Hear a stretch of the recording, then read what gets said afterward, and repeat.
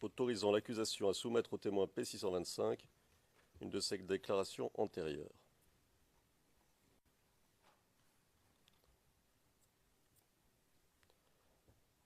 Le procureur interrogeait le témoin sur la teneur d'une réunion qui aurait eu lieu à Cocody. Le témoin répondait de façon claire et explicite à la question du procureur. C'est à la page 30 du transcrit français de la séance d'aujourd'hui. Il est fondamental de comprendre que c'est la deuxième fois que le témoin répond à cette même question. À la page 93 de la version anglaise des transcrits du 7 mars 2016, lignes 14 à 28, le témoin répondait de la même manière. Pardon, c'est la version française, je crois. Version française, pardon, Monsieur le Président. Alors, la question lui était posée ainsi, il y a déjà 2 jours. Pourquoi est-ce qu'on se rencontre à ce moment-là à l'hôtel de ville de Cocody? Est-ce que vous vous rappelez de pourquoi il y a cette réunion, du contenu de la réunion, de manière générale?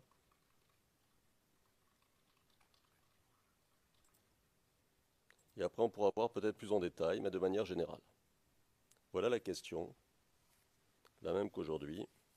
La réponse était la même qu'aujourd'hui.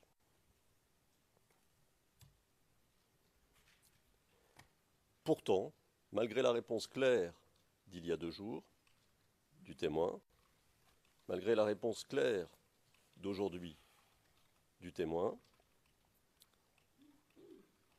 le procureur prétend, le procureur veut à toute force confronter son témoin à sa déclaration faite en 2014.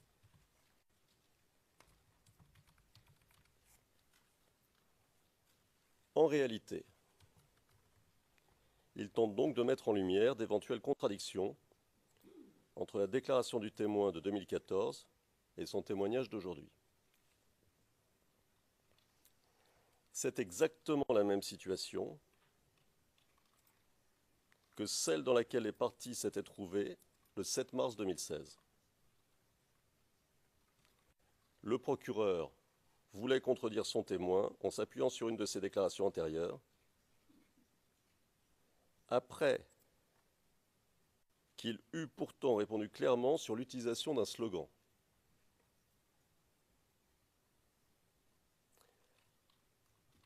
Concernant cette utilisation du slogan, la question posée autour de l'utilisation du slogan, je rappelle respectueusement à la Chambre que la Chambre avait retenu l'objection de la défense à ce moment-là en disant qu'une confrontation telle que la demande le procureur, telle que la demandait à ce moment-là le procureur, n'était possible que dans l'optique de déterminer l'hostilité du témoin.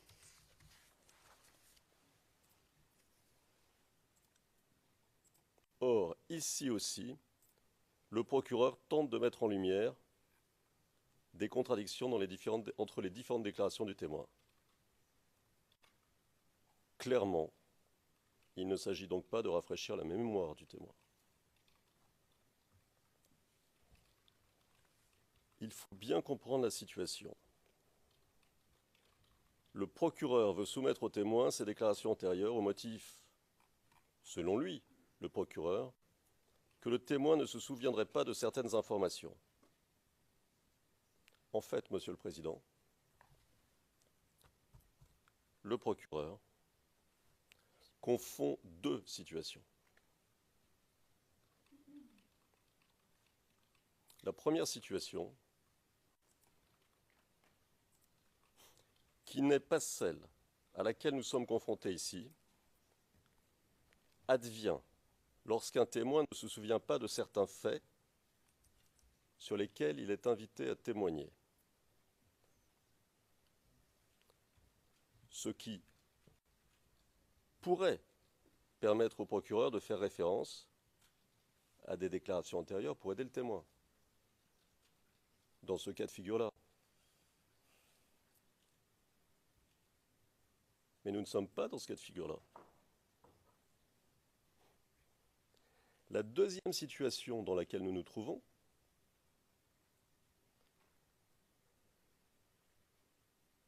c'est lorsque le témoin tient des propos en audience que le procureur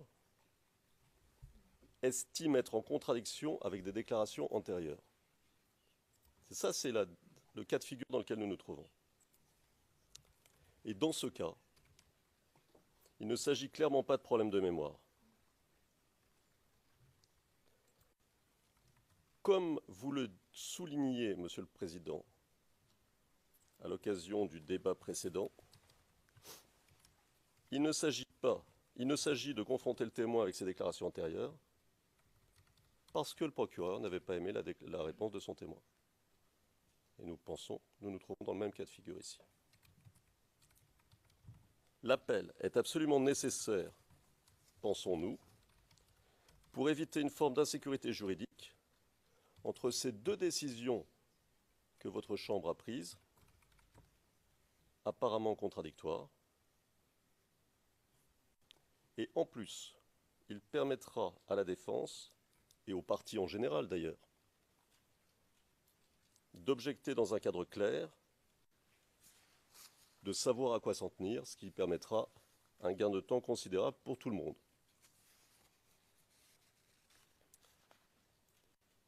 La pratique qui a autorisé la Chambre, en autorisant l'accusation à présenter une déclaration antérieure au témoin, sous prétexte de rafraîchir la mémoire, alors que le témoin avait déjà répondu à 2 reprises à cette même question, reviendrait à autoriser une partie qui appelle le témoin à remettre en cause la crédibilité de son propre témoin, ce qui ne peut pas être accepté, ce qui ne peut pas être autorisé lors de l'interrogatoire principal.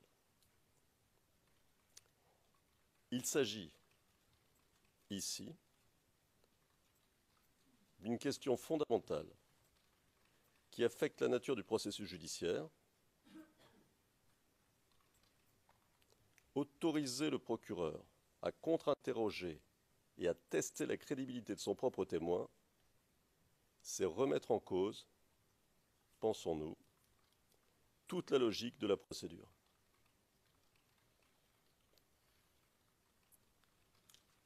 Pourquoi ? Parce que la décision de la Chambre permet au procureur de contourner la procédure telle qu'elle a été posée par la décision sur la conduite des débats, selon laquelle la partie appelante peut demander à la Chambre de faire déclarer un témoin, son témoin, comme un témoin hostile. La logique de la procédure, telle qu'arrêtée par votre Chambre, est la suivante. Le procureur doit au préalable,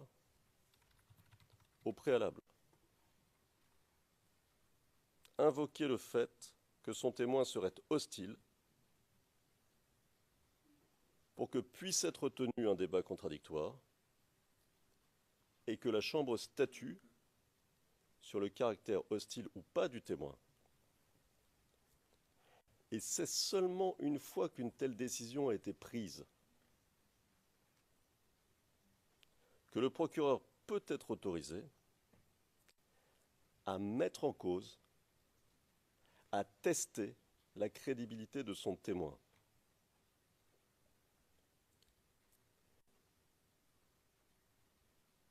En outre,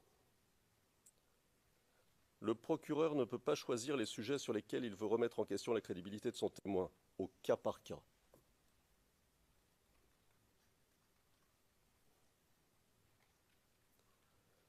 Comme il l'a avancé, hors de toute procédure claire, selon qu'il est ou non satisfait des réponses du témoin. Au regard des critères de l'article 82.1d du statut, la défense estime donc que la question de la possibilité pour le procureur de pouvoir tester la crédibilité de son propre témoin sans qu'il y ait eu au préalable de décision de la Chambre sur le fait que le témoin serait hostile ou pas, découle de manière évidente de la décision attaquée. Par conséquent, la question nous semble requérir une résolution immédiate de la Chambre d'appel. C'est une question fondamentale de procédure qui remet en cause toute la logique judiciaire. De plus, si le procureur était autorisé à procéder comme le permet la décision attaquée, pour ce témoin comme pour d'autres témoins à l'avenir, il pourrait alors introduire, peut-être, des centaines de pages de déclarations, au cours de l'interrogatoire, ce qui risquerait d'affecter de manière considérable la célérité de la procédure. C'est pourquoi il nous apparaît qu'une résolution immédiate de la question par la Chambre d'appel est indispensable. Si le procureur était autorisé à continuer son interrogatoire sur la base d'une décision qui pourrait être remise en cause par la Chambre d'appel plus tard, cela pourrait remettre en cause tout le témoignage de ce témoin et par conséquent affecter le jugement final, dans la mesure où ce jugement serait fondé d'une manière ou d'une autre sur le témoignage de ce témoin. C'est une demande d'autorisation de faire appel exceptionnelle que nous vous soumettons aujourd'hui, Monsieur le Président, Madame, Monsieur, parce que c'est une question qui nous semble cruciale.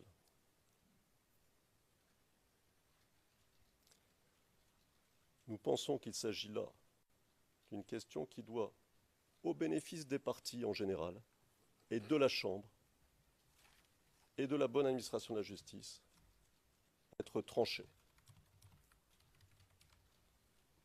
Et c'est la raison de notre demande. Thank you. Le juge président, je vous remercie. Maître Knops. Maître Knops, Monsieur le Président, l'équipe de défense de Monsieur Gbagbo a déjà invoqué les arguments que nous avions à l'esprit. Permettez-moi simplement d'ajouter quelques observations en soutien à la requête présentée par l'équipe de Monsieur Gbagbo et à l'appui de la requête que nous nous apprêtons à présenter maintenant. Le principe qui est en jeu en l'espèce est celui de la certitude ou de la sécurité judiciaire qui fait l'obligation à la Chambre d'être cohérente dans ses décisions. En l'occurrence, la question de rafraîchir la mémoire du témoin appelé à la barre par la partie adverse. Et tout particulièrement, cela concerne la requête ou l'application par la Chambre de première instance du protocole et plus précisément le paragraphe 47. Monsieur le Président, vous avez rendu une décision ce matin et vous avez fait allusion à la règle 47 Et si votre décision portait sur l'interprétation de la règle 47, permettez-moi de faire les observations suivantes. Monsieur le Président, vous avez établi le protocole en septembre de l'année dernière où la règle 47 précise la chose, ou donne les instructions suivantes. En principe, le témoin dépose par oral et parle de ce dont il se souvient pour en avoir été témoin personnellement. Ce critère, c'est-à-dire les observations personnelles, se rapporte aux événements dont il a pu être témoin. Ceci ne concerne pas d'autres sujets. La lecture de cette règle 47, ou le libellé du paragraphe 47 est le suivant. Le témoin n'est pas autorisé à simplement se reporter aux déclarations antérieures ou à d'autres documents. Cela étant, lorsque la partie appelante interroge le témoin, la Chambre peut autoriser les témoins à se reporter à d'autres pièces afin de rafraîchir leur mémoire. Vous voyez le lien entre cette phrase et la phrase précédente. D'abord, dans un premier temps, on parle de témoin qui a pu voir des choses lui-même, alors que le fait de rafraîchir la mémoire du témoin ne se rapporte pas à l'enquête des enquêteurs du bureau du procureur. Cela concerne les événements, les incidents sous-jacents au sujet desquels le témoin est interrogé. À cet égard, à notre avis, il est important d'établir une distinction entre une situation où le témoin ne se souvient pas des détails relatifs à un événement au sujet desquels il est interrogé d'une part, et d'autre part, les détails relatifs à une réunion précise avec le bureau du procureur ou les enquêteurs de celui-ci.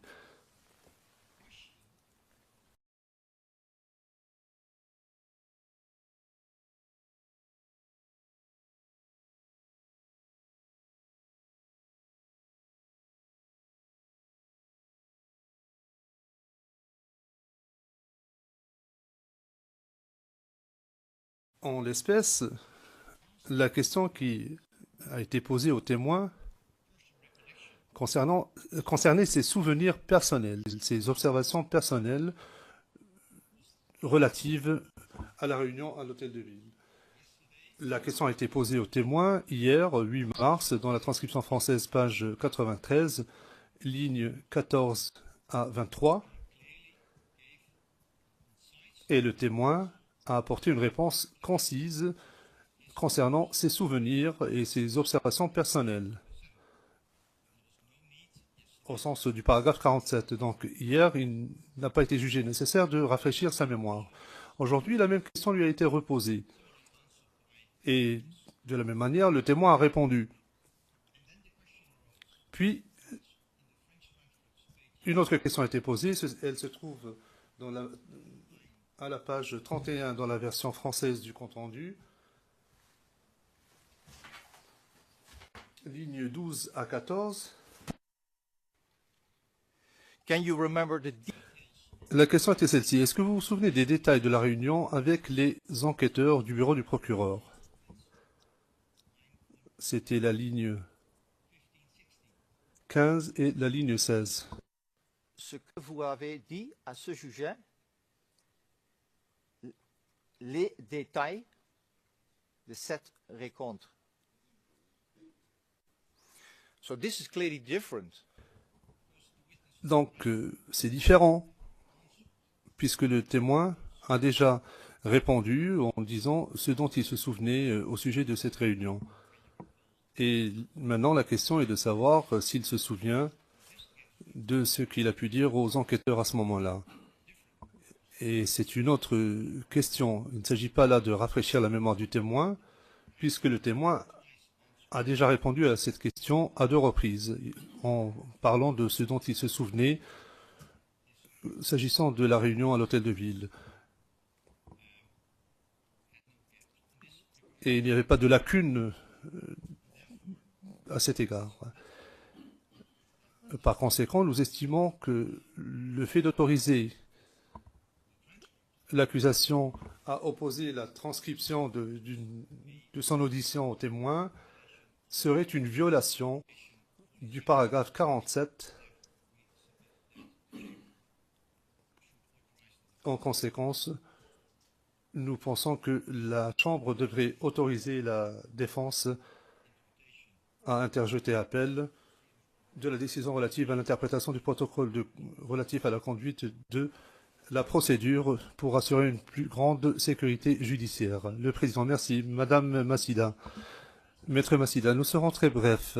Pour ce qui concerne le premier argument, nous estimons que la défense n'a pas défini le problème. En ce qui nous concerne, la question est très simple. Il s'agit de la mise en œuvre de la décision de la Chambre relative à l'utilisation de déclarations antérieures afin de les opposer aux témoins. Par conséquent, il ne nous semble pas qu'il y ait de problème découlant des instructions données par la Chambre ce matin en réponse à l'objection soulevée par la défense. Ainsi, l'exécution des instructions de la Chambre This is my second brief observations in relation to ne peut pas faire l'objet d'un appel. Les deux équipes de défense font valoir que la même question a déjà été posée aux témoins le 8 mars, mais en réalité, le compte-rendu d'audience précise bien qu'il ne s'agit pas de la même question. En effet, dans la transcription d'hier, du 8 mars, page 93, version française, ligne 14 et suivante, le procureur répond clairement à une question générale. Et l'accusation dit, et je cite, « Est-ce que vous voulez rappeler de pourquoi il y a cette réunion, du contenu de la réunion? Après, on pourra voir peut-être plus en détail. Mais maintenant, de manière générale. » So the first question was on a general matter. Donc la question était de nature générale. Aujourd'hui, l'accusation souhaite obtenir de plus amples informations de la part du témoin concernant la même réunion à Cocody. Nous réitérons notre observation initiale. Nous-mêmes, nous avons demandé à ce que la déclaration soit relue au témoin parce qu'apparemment, il ne se souvient pas de l'intégralité des détails qu'il a fournis au bureau du procureur. Et à cet égard, notre position est différente de celle de la défense de M. Blégoudet, en ceci que cette requête est tout à fait conforme au paragraphe 47. Le président, je vous remercie. Représentant du bureau du procureur, Monsieur MacDonald, je ne vais pas revenir sur la décision sur le fond, car celle-ci a déjà été discutée. Nous sommes en présence d'une demande d'interjection d'appel qui, à notre avis, concerne une décision qui n'a rien à voir avec l'équité de la procédure ou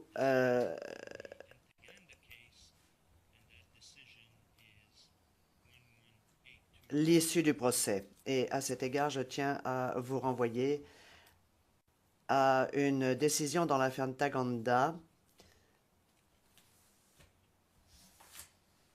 qui porte le numéro 1182.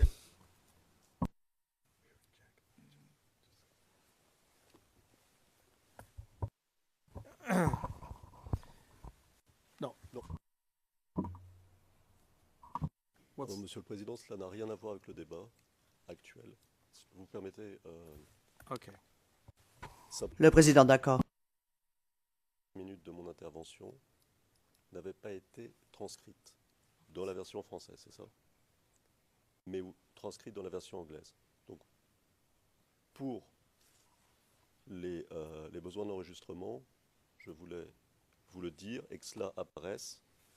Les 15 premières minutes de mon intervention dans la version française n'ont pas été transcrites, mais je suppose et je l'espère,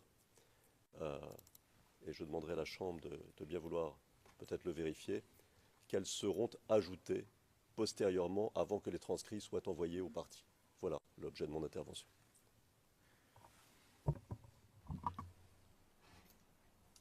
Le président. Eh bien, manifestement, une question va devoir être posée au greffe pour déterminer ce qui s'est passé. Moi, je suis le transcript en anglais, personnellement. Donc, je ne m'en étais pas rendu compte.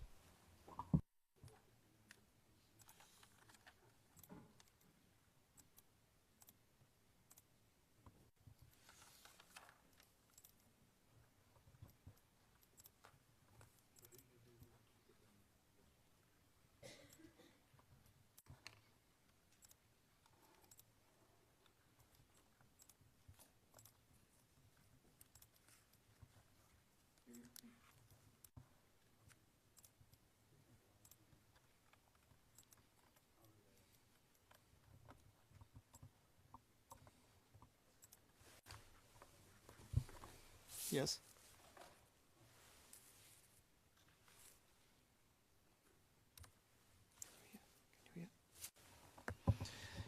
The message is Le président.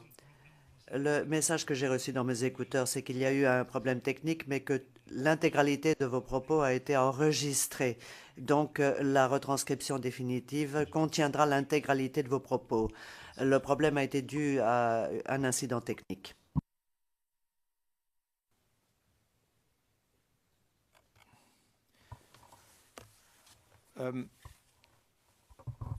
the chamber Le président. La Chambre, ayant entendu les arguments relatifs à la demande d'autorisation de faire appel, eu égard au souhait de l'accusation d'utiliser des déclarations préalables du témoin pour lui rafraîchir la mémoire, rejette la demande d'autorisation. Premièrement, la défense de M. Gbagbo s'est contentée de répéter des positions déjà présentées eu égard à la série de questions posées dans cette partie de l'interrogatoire et n'a pas abordé de questions affectant le fond. En application de l'article 82.1b du statut, la défense de M. Gbagbo et celle de M. Blé Goudé n'ont pas identifié une question permettant et justifiant un appel. L'article se lit comme suit. La question de la possibilité pour le procureur de tester la crédibilité de son témoin n'a rien à voir avec ce qu'a évoqué la Chambre, à savoir la possibilité de déterminer si un témoin est témoin hostile ou pas. Donc, nous ne sommes pas ici en présence d'une question pouvant justifier un appel. Et en fait, s'agissant de la section des victimes et des témoins, il ne s'est agi que de l'application aujourd'hui de décisions au pluriel prononcées antérieurement. Il a été dit à plusieurs reprises par la Chambre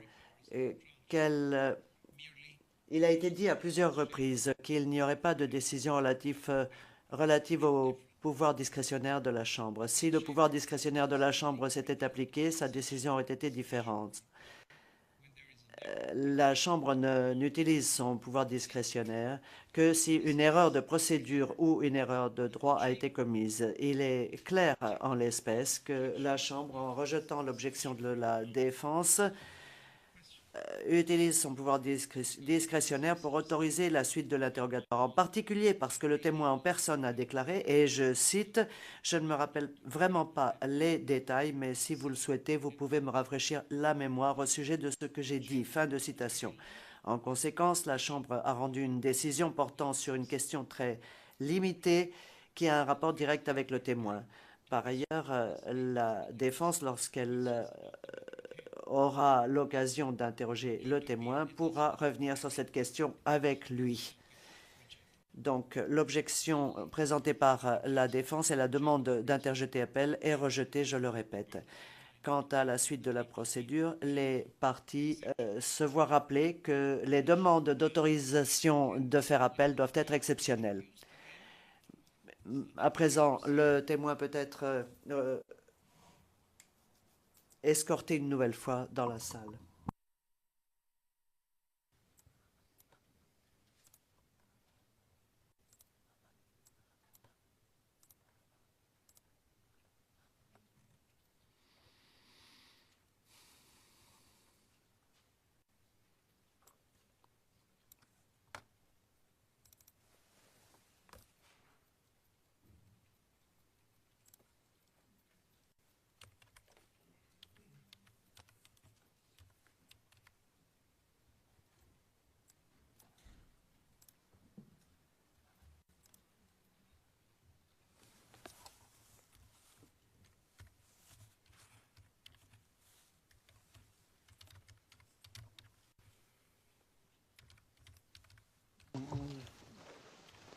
donner.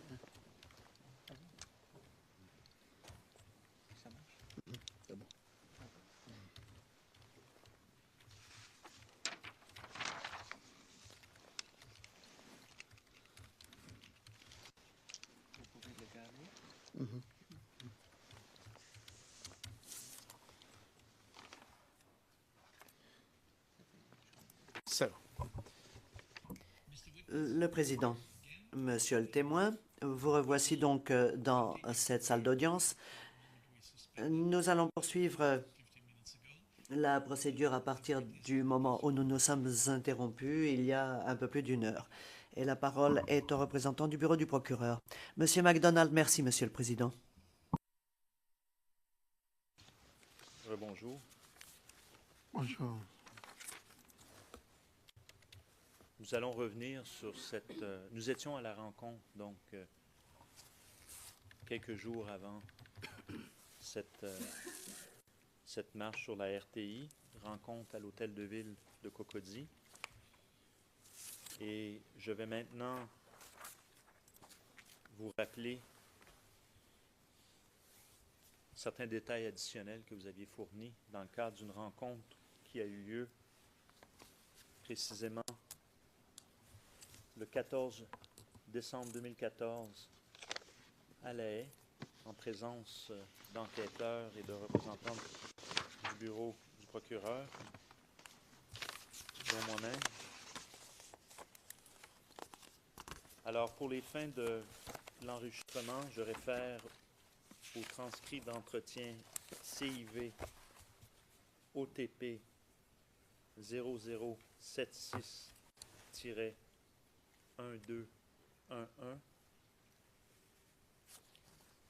plus spécifiquement à partir de la ligne 884.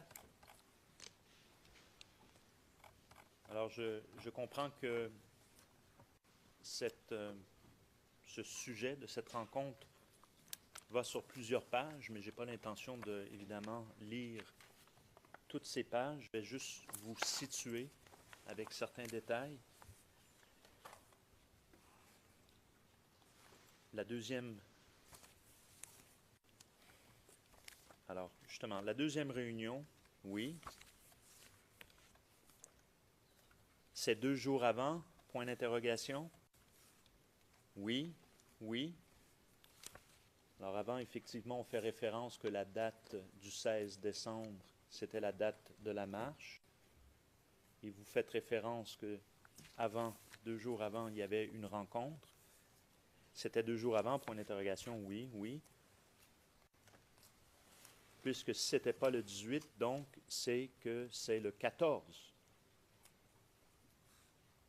D'accord, donc la marche, la marche, réponse, la marche, eux, ils ont démarché le 16.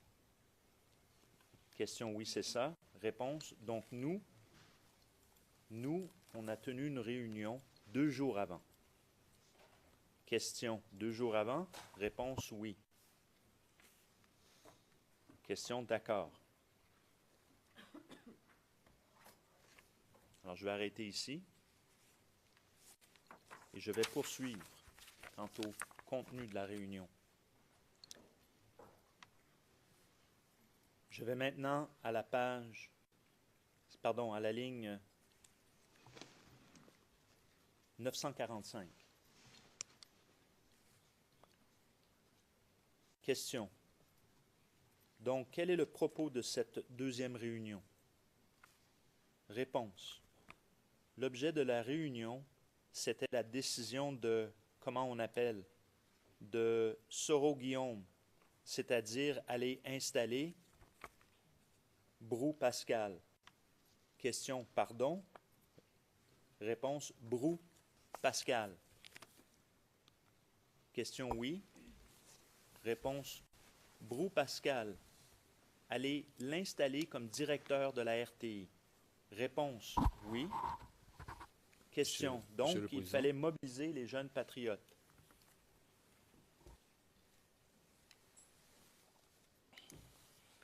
Je pense que si nous voulons nous tenir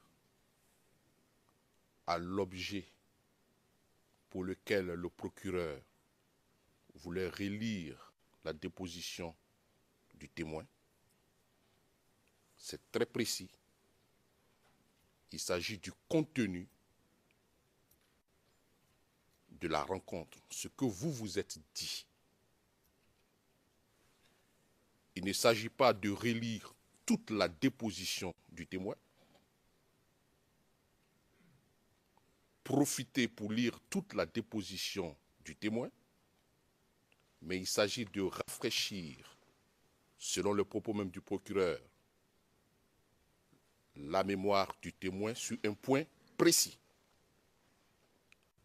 Donc, nous faisons objection quant à la lecture totale de la déposition du témoin.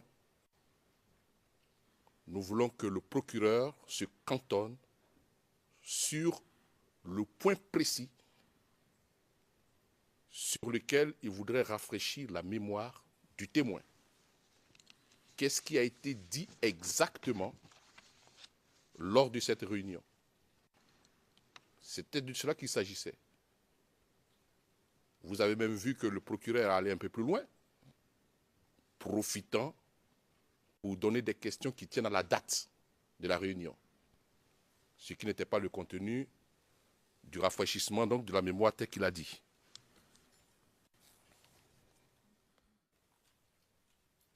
D'objecter dans un cadre clair, de savoir à quoi s'en tenir, ce qui permettra un gain de temps considérable pour tout le monde.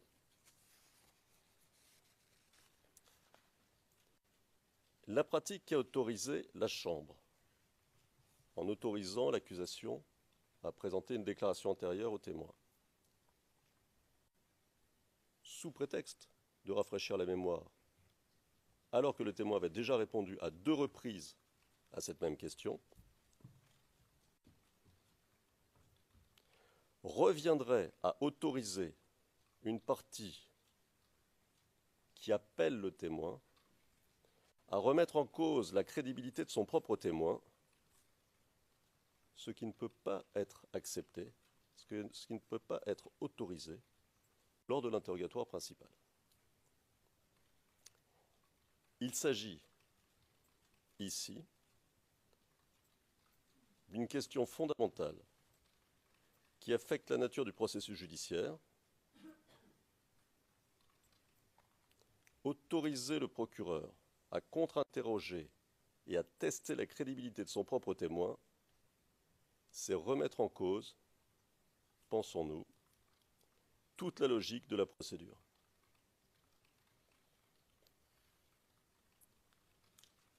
Pourquoi? Parce que la décision de la Chambre permet au procureur de contourner la procédure telle qu'elle a été posée par la décision sur la conduite des débats, selon laquelle la partie appelante peut demander à la Chambre de faire déclarer un témoin, son témoin, comme un témoin hostile. La logique de la procédure, telle qu'arrêtée par votre Chambre, est la suivante. Le procureur doit au préalable,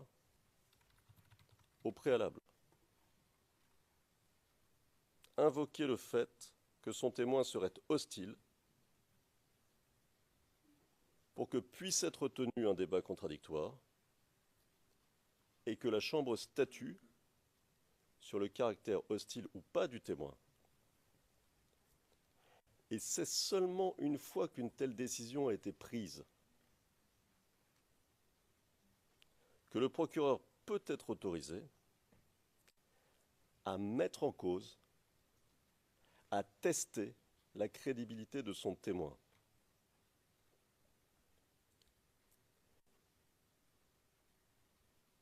En outre, le procureur ne peut pas choisir les sujets sur lesquels il veut remettre en question la crédibilité de son témoin, au cas par cas.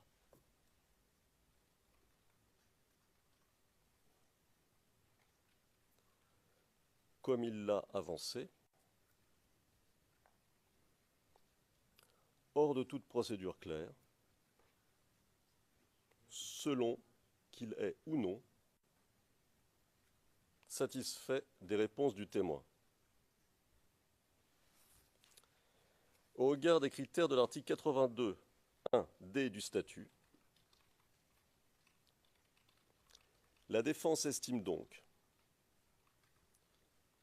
que la question de la possibilité pour le procureur de pouvoir tester la crédibilité de son propre témoin sans qu'il y ait eu au préalable de décision de la Chambre sur le fait que le témoin serait hostile ou pas, découle de manière évidente de la décision attaquée. Par conséquent, la question nous semble requérir une résolution immédiate de la Chambre d'appel. C'est une question fondamentale de procédure qui remet en cause toute la logique judiciaire. De plus, si le procureur était autorisé à procéder comme le permet la décision attaquée, pour ce témoin comme pour d'autres témoins à l'avenir, il pourrait alors introduire, peut-être, des centaines de pages de déclarations, au cours de l'interrogatoire,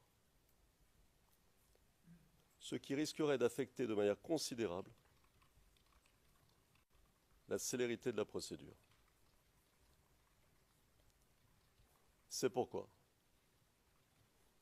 il nous apparaît qu'une résolution immédiate de la question par la Chambre d'appel est indispensable.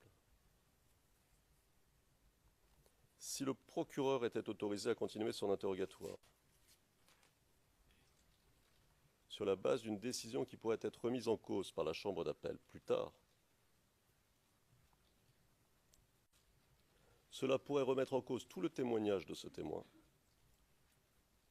et par conséquent affecter le jugement final, dans la mesure où ce jugement serait fondé d'une manière ou d'une autre sur le témoignage de ce témoin. C'est une demande d'autorisation de faire appel exceptionnelle que nous vous soumettons aujourd'hui, Monsieur le Président, Madame, Monsieur, parce que c'est une question qui nous semble cruciale.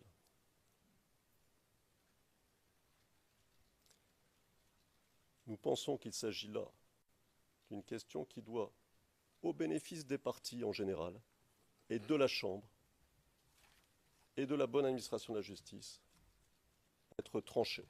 Le Président, la Chambre, ayant entendu les arguments relatifs à la demande d'autorisation de faire appel, eu égard au souhait de l'accusation d'utiliser des déclarations préalables du témoin pour lui rafraîchir la mémoire, rejette la demande d'autorisation. Premièrement, la défense de M. Gbagbo s'est contentée de répéter des positions déjà présentées eu égard à la série de questions posées dans cette partie de l'interrogatoire et n'a pas abordé de questions affectant le fond. En application de l'article 82.1b du statut, la défense de M. Gbagbo et celle de M. Blé Goudé n'ont pas identifié une question permettant et justifiant un appel. L'article se lit comme suit. La question de la possibilité pour le procureur de tester la crédibilité de son témoin n'a rien à voir avec ce qu'a évoqué la Chambre, à savoir la possibilité de déterminer si un témoin est témoin hostile ou pas. Donc, nous ne sommes pas ici en présence d'une question pouvant justifier un appel.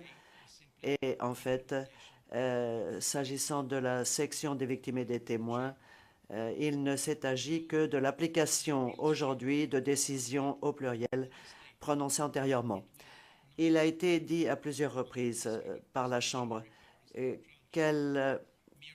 il a été dit à plusieurs reprises qu'il n'y aurait pas de décision relative au pouvoir discrétionnaire de la Chambre. Si le pouvoir discrétionnaire de la Chambre s'était appliqué, sa décision aurait été différente. La Chambre n'utilise son pouvoir discrétionnaire que si une erreur de procédure ou une erreur de droit a été commise. Il est clair en l'espèce que la Chambre, en rejetant l'objection de la défense, utilise son pouvoir discrétionnaire pour autoriser la suite de l'interrogatoire, en particulier parce que le témoin en personne a déclaré, et je cite, « Je ne me rappelle vraiment pas les détails, mais si vous le souhaitez, vous pouvez me rafraîchir la mémoire au sujet de ce que j'ai dit. » Fin de citation. En conséquence, la Chambre a rendu une décision portant sur une question très limitée qui a un rapport direct avec le témoin. Par ailleurs, la défense, lorsqu'elle aura l'occasion d'interroger le témoin, pourra revenir sur cette question avec lui. Donc, l'objection présentée par la défense et la demande d'interjeter appel est rejetée, je le répète. Quant à la suite de la procédure, les parties se voient rappeler que les demandes d'autorisation de faire appel doivent être exceptionnelles. À présent, le témoin peut être escorté une nouvelle fois dans la salle.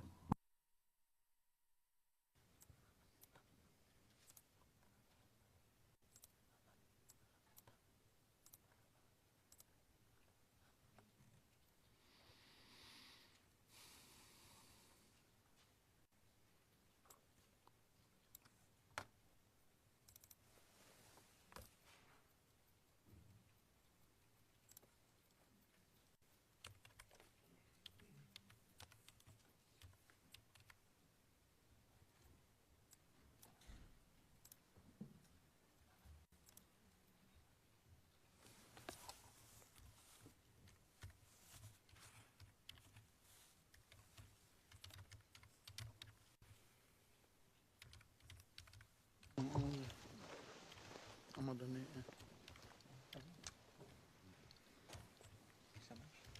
C'est bon.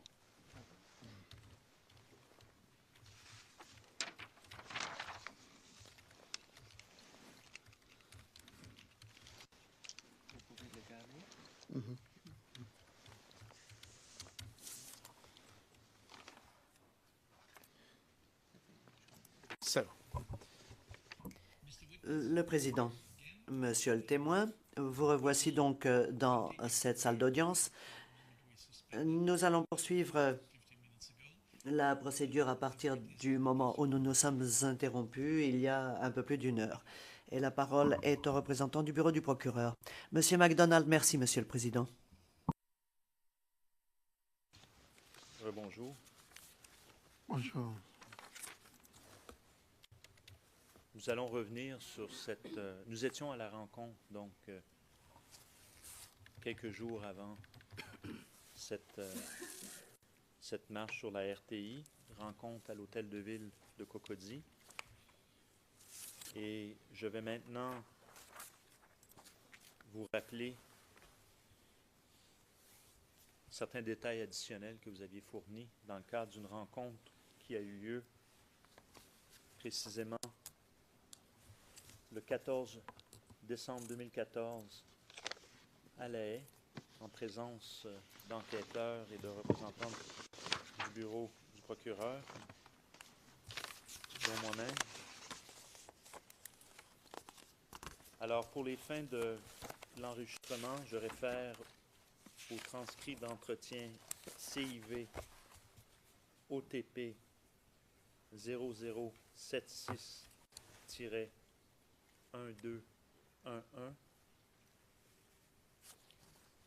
plus spécifiquement à partir de la ligne 884. Alors, je comprends que ce sujet de cette rencontre va sur plusieurs pages, mais je n'ai pas l'intention de, évidemment, lire toutes ces pages. Je vais juste vous situer avec certains détails.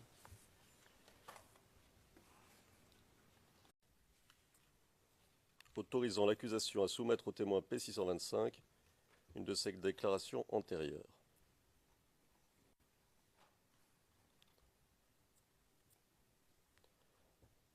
Le procureur interrogeait le témoin sur la teneur d'une réunion qui aurait eu lieu à Cocody. Le témoin répondait de façon claire et explicite à la question du procureur. C'est à la page 30 du transcrit français de la séance d'aujourd'hui. Il est fondamental de comprendre que c'est la deuxième fois que le témoin répond à cette même question. À la page 93 de la version anglaise des transcrits du 7 mars 2016, lignes 14 à 28, le témoin répondait de la même manière. Pardon, c'est la version française, je crois. Version française, pardon, Monsieur le Président.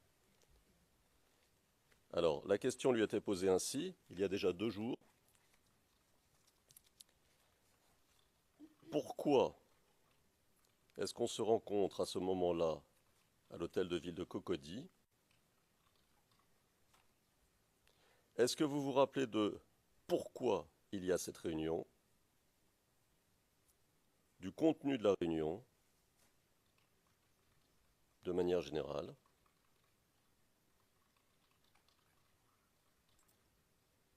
Et après, on pourra voir peut-être plus en détail, mais de manière générale.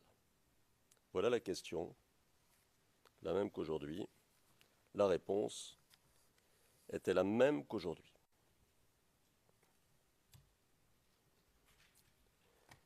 Pourtant, malgré la réponse claire d'il y a 2 jours, du témoin, malgré la réponse claire d'aujourd'hui du témoin,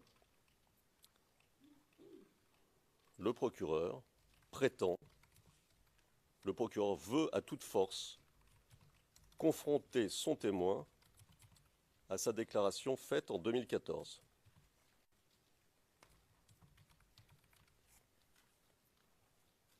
En réalité, il tente donc de mettre en lumière d'éventuelles contradictions entre la déclaration du témoin de 2014 et son témoignage d'aujourd'hui. C'est exactement la même situation que celle dans laquelle les parties s'étaient trouvées le 7 mars 2016. Le procureur voulait contredire son témoin en s'appuyant sur une de ses déclarations antérieures. Après qu'il eut pourtant répondu clairement sur l'utilisation d'un slogan.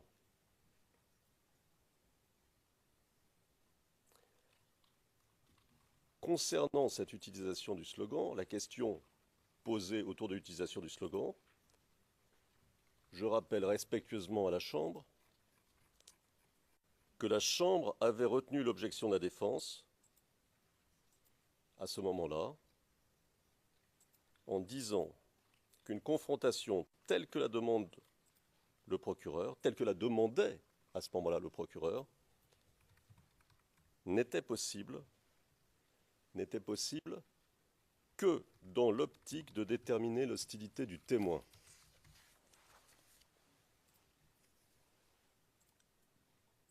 Or, ici aussi, le procureur tente de mettre en lumière des contradictions entre les différentes déclarations du témoin. Clairement, il ne s'agit donc pas de rafraîchir la mémoire du témoin. Il faut bien comprendre la situation. Le procureur veut soumettre au témoin ses déclarations antérieures au motif, selon lui, le procureur, que le témoin ne se souviendrait pas de certaines informations. En fait, Monsieur le Président, le procureur confond 2 situations. La première situation, qui n'est pas celle à laquelle nous sommes confrontés ici, advient lorsqu'un témoin ne se souvient pas de certains faits sur lesquels il est invité à témoigner. Ce qui pourrait permettre au procureur de faire référence à des déclarations antérieures pour aider le témoin. Dans ce cas de figure-là. Mais nous ne sommes pas dans ce cas de figure-là. La deuxième situation dans laquelle nous nous trouvons,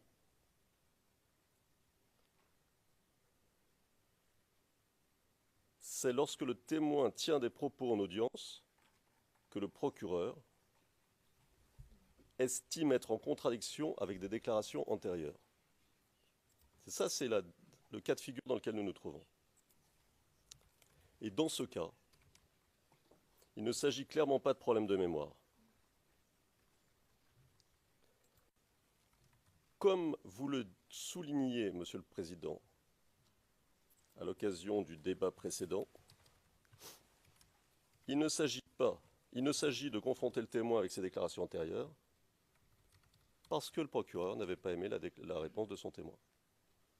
Et nous pensons, nous nous trouvons dans le même cas de figure ici. L'appel est absolument nécessaire, pensons-nous, pour éviter une forme d'insécurité juridique entre ces deux décisions que votre Chambre a prises, apparemment contradictoires, et en plus, il permettra à la défense, et aux parties en général d'ailleurs, et c'est la raison de notre demande. Thank you. Le juge président, je vous remercie. Maître Knops. Maître Knops, Monsieur le Président, l'équipe de défense de Monsieur Gbagbo a déjà invoqué les arguments que nous avions à l'esprit. Permettez-moi simplement d'ajouter quelques observations en soutien à la requête présentée par l'équipe de Monsieur Gbagbo et à l'appui de la requête que nous nous apprêtons à présenter maintenant. Le principe qui est en jeu en l'espèce est celui de la certitude ou de la sécurité judiciaire qui fait l'obligation à la Chambre d'être cohérente dans ses décisions. En l'occurrence, la question de rafraîchir la mémoire du témoin appelé à la barre par la partie adverse.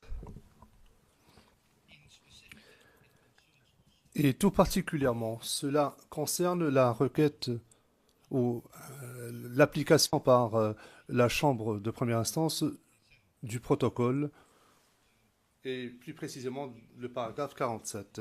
Monsieur le Président, vous avez rendu une décision ce matin et vous avez fait allusion à la règle 47. Et si votre décision portait sur l'interprétation de la règle 47, permettez-moi de faire les observations suivantes. Monsieur le Président, vous avez établi le protocole en septembre de l'année dernière où la règle 47 précise la chose ou donne les instructions suivantes. En principe, le témoin dépose par oral et parle de ce dont il se souvient pour en avoir été témoin personnellement. Ce critère, c'est-à-dire les observations personnelles, se rapporte aux événements dont il a pu être témoin. Ceci ne concerne pas d'autres sujets. La lecture de cette règle 47 ou le libellé du paragraphe 47 est le suivant. Le témoin n'est pas autorisé à simplement se reporter aux déclarations antérieures ou à d'autres documents. Cela étant, lorsque la partie appelante interroge le témoin, la Chambre peut autoriser les témoins à se reporter à d'autres pièces afin de rafraîchir leur mémoire. Vous voyez le lien entre cette phrase et la phrase précédente. D'abord, dans un premier temps, on parle de témoin qui a pu voir des choses lui-même, alors que le fait de rafraîchir la mémoire du témoin ne se rapporte pas à l'enquête des enquêteurs du bureau du procureur. Cela concerne les événements, les incidents sous-jacents au sujet desquels le témoin est interrogé. À cet égard, à notre avis, il est important d'établir une distinction entre une situation où le témoin ne se souvient pas des détails relatifs à un événement au sujet desquels il est interrogé d'une part, et d'autre part, les détails relatifs à une réunion précise avec le bureau du procureur ou les enquêteurs de celui-ci.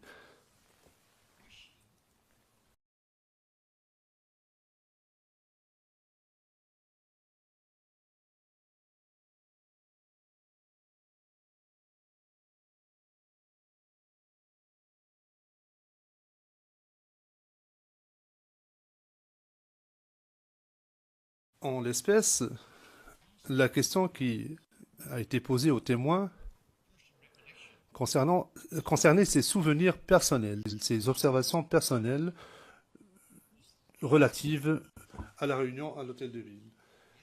La question a été posée au témoin hier, 8 mars, dans la transcription française, page 93, ligne 14 à 23,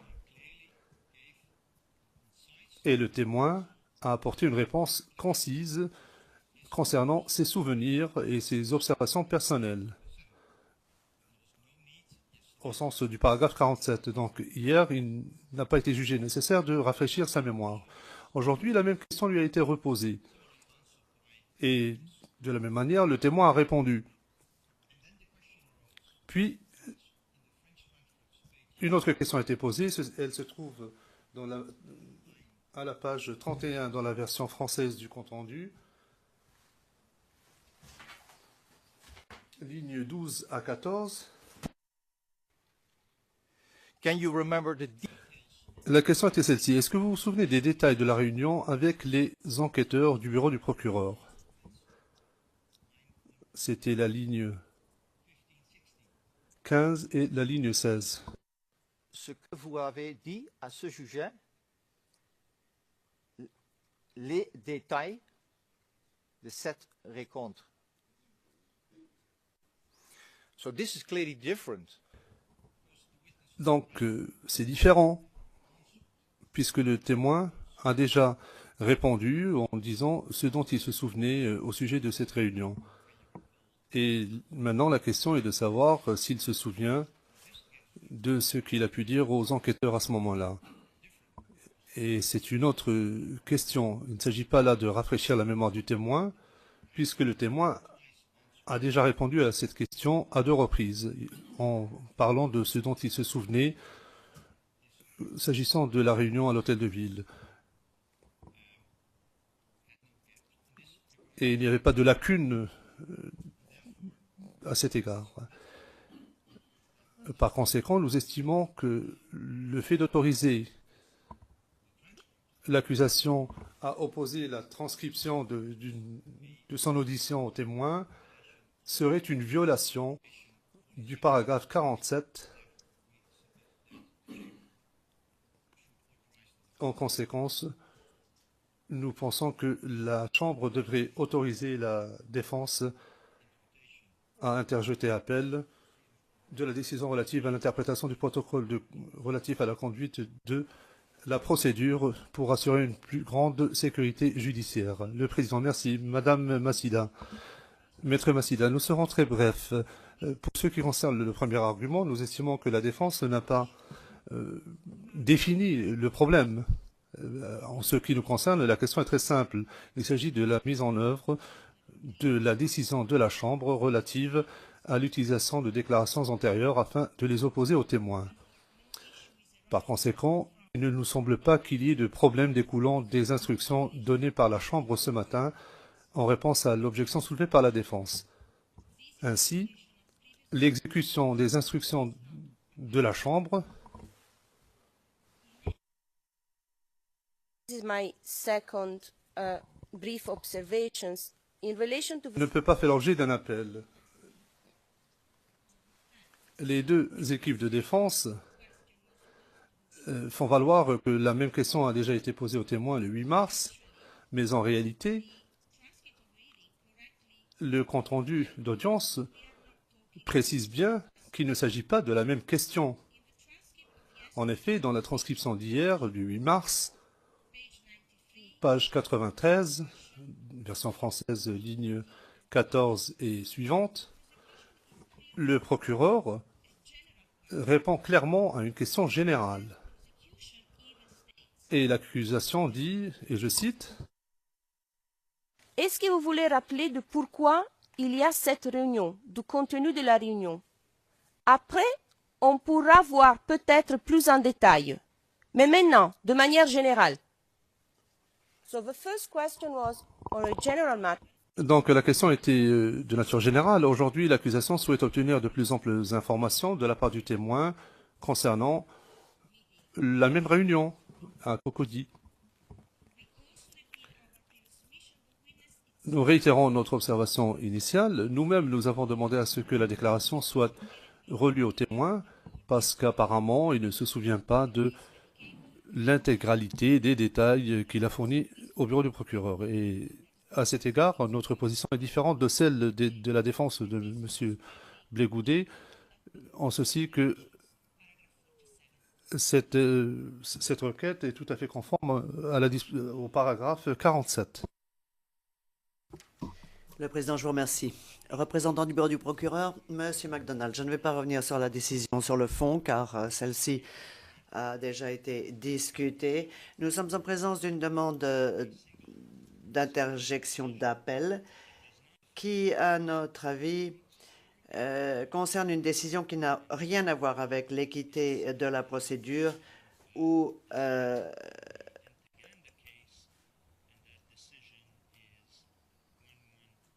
l'issue du procès. Et à cet égard, je tiens à vous renvoyer à une décision dans l'affaire Ntaganda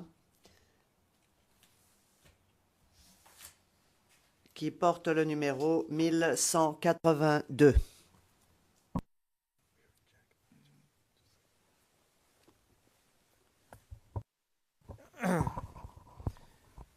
Non. Non, Monsieur le Président, cela n'a rien à voir avec le débat actuel.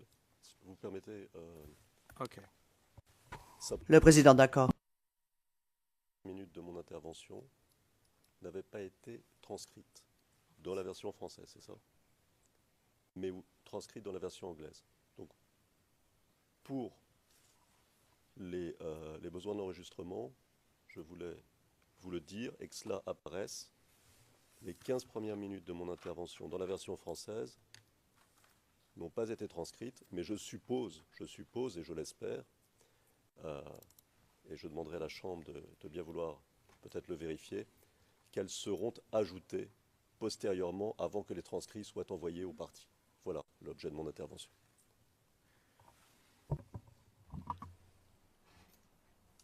Le président. Eh bien, manifestement, une question va devoir être posée au greffe pour déterminer ce qui s'est passé. Moi, je suis le transcript en anglais, personnellement. Donc, je ne m'en étais pas rendu compte.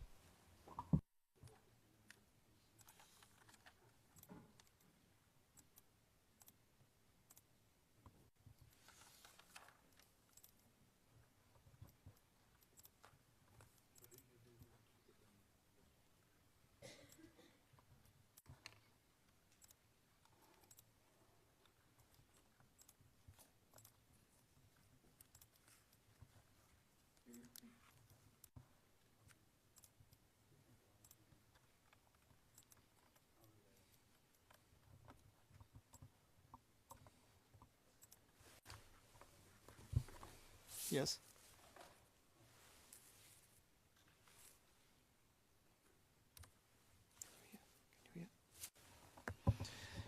The message is...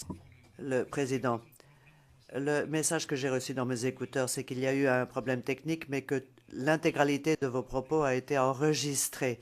Donc, la retranscription définitive contiendra l'intégralité de vos propos. Le problème a été dû à un incident technique.